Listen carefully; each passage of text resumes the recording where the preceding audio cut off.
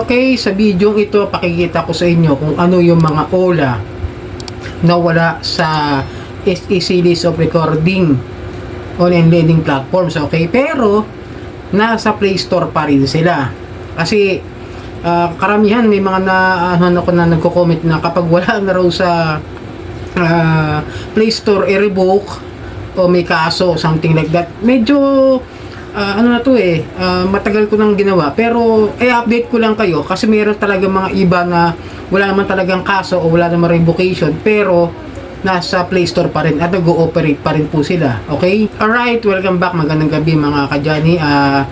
Paki-follow na lang po ang aking mga social media account, ang Facebook, TikTok at itong aking YouTube channel. Paki-like na rin po, share at hit nyo na yung notification bell para updated po kayo sa mga usapang online lending app. So yun, kanina medyo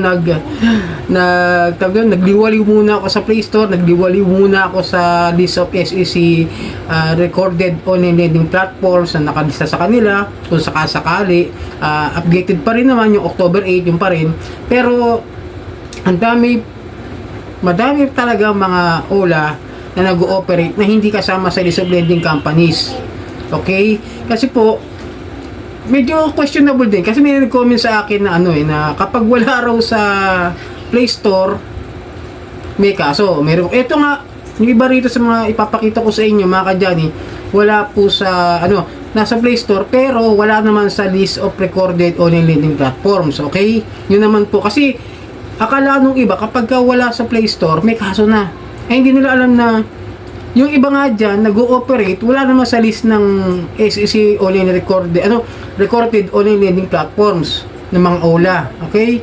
Yun po yun, kasi po kailangan po ng mga lending or financing companies na mag-sumiti rin ng kanilang mga online lending platform na nag-ooperate through Play Store or sa iba't ibang klase ng mga social media at mga website.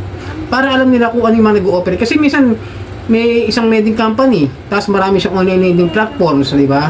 Na doon niya dinadaan. Kasi nga, mas madali kapag naka-online lang.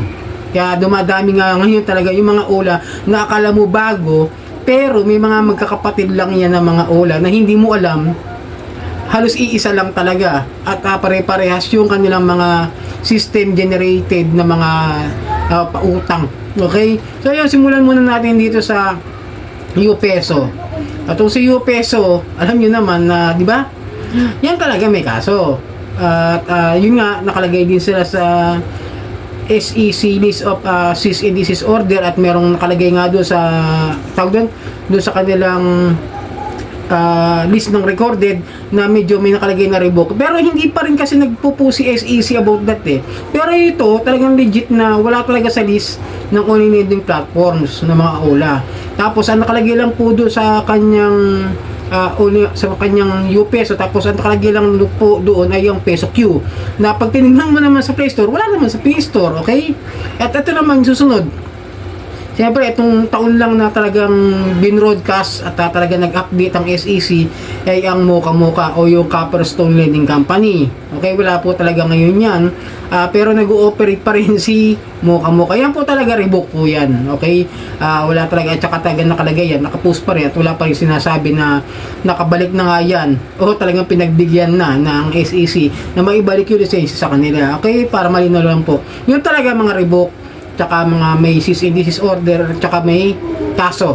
Okay po Ngayon, papakita ko sa inyo yung iba na nandiyan pa rin sa Play Store pero wala sa list. Tulad nitong si Support Safe Loan Online. Okay? Ang ano niyan is Excellent Era Lending, ang lending company niya. Pero pag tinignan po ninyo sa SEC list of recorded online lending platforms is wala po talaga siya. Pero nung tingnan ko siya sa lending company na nakalist, nandun po yung Excellent Era. Pero ang nakalagay doon ay kung kailan yata nagkaroon ng lisensya.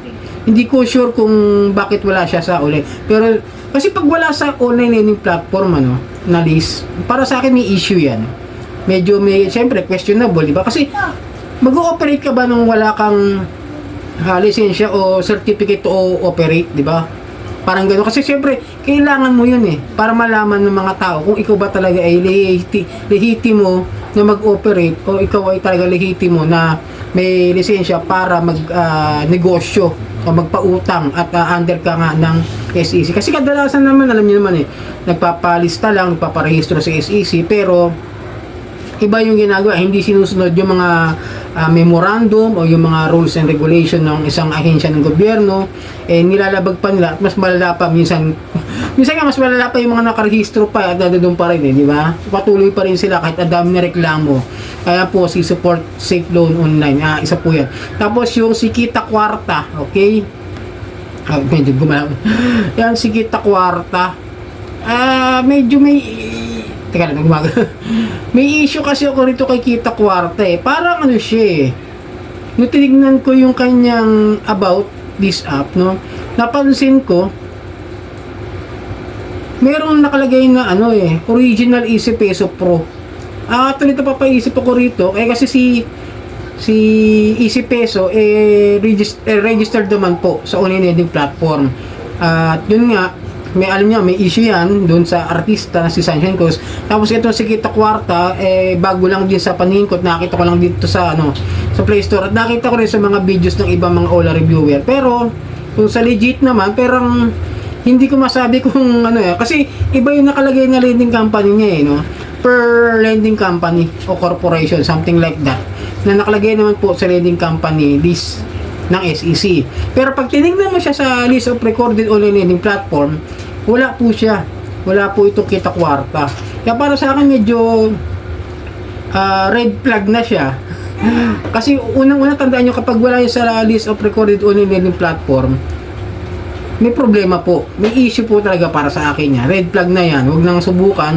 At medyo dikit po to kay Easy Peso na baka sakali kung meron kayong mga utang dito kay Kita Kwarta, kung ano man po yung ginagawa ng Easy Peso doon sa mga borrower nila, maaring mangyari rin po sa. Then napansin ko rin dito sa Easy Peso tsaka dito sa Kita Kwarta, same sila ng lugar na pare sila naka-opisina sa BGC.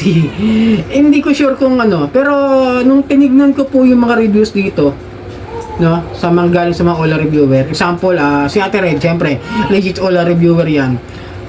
Pinansin ko talaga yung system nila, parehas ng ginawa ko rin na video dun sa Easy Peso. So nung nakita ko rin kay Ate Red at sinubukan ko rin yung Easy Peso dati, same nga yung system nila.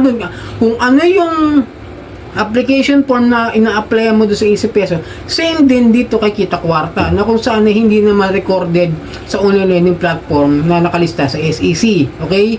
Kaya medyo mag-ingat-ingat kayo sa mga ganitong klase, tulad niya, magkapatid yan. Hindi na para sa akin, hindi ko maitatanggi magkapatid yan, pero wala sa list ng ng SEC list o online lending platform, di ba? Tapos katulad ni UPeso, si Peso Q lang yung nakalista pero wala siya sa Play Store, pero ang nag-ooperate sa Play Store ay ang mga Pera Lending, Loan Moto, Pera For You, di ba? Yun ang nasa Play Store ngayon, pati yung UPeso. Pero wala siya dun sa talaga. Pero si Mocha nandyan pa rin. Revoke, pero nag-ooperate. Tandaan nyo wala kasi tayong batas at hindi natin saklaw kung bakit nasa Play Store pa rin yung mga Ola na revoke at yung mga may kaso. Pero kung siguro may ahensya talaga o may departamento talaga na hahawak para mag-report din sa Play Store na sasabihin na ipo-forward nila yung mga kanilang mga isusumite na sabihin na ito pong Ola na ito suspendido po sa amin yan dito sa bansa namin, o kaya may kaso po yan dito sa bansa namin, pwedeng patanggal ba muna at medyo may parang tanggalin muna sa Play Store para malaman kung talagang okay ba yung niya. At kung may kaso permanenteng tanggalin sa Play Store.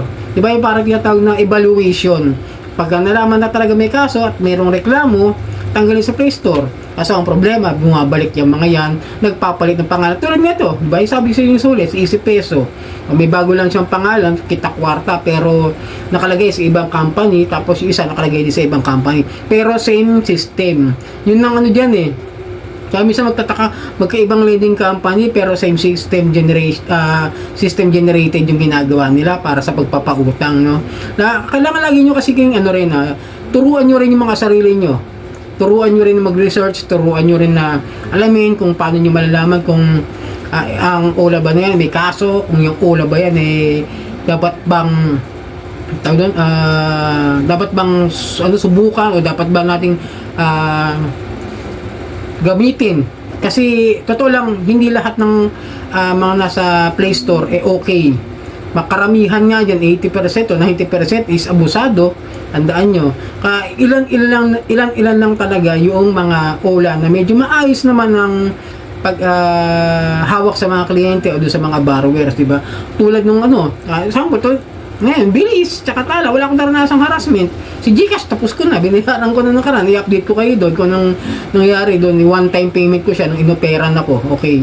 So yun mga ka-Johnny, itong new lingkod ka-Johnny, ng Johnny Tor TV at Johnny Depp.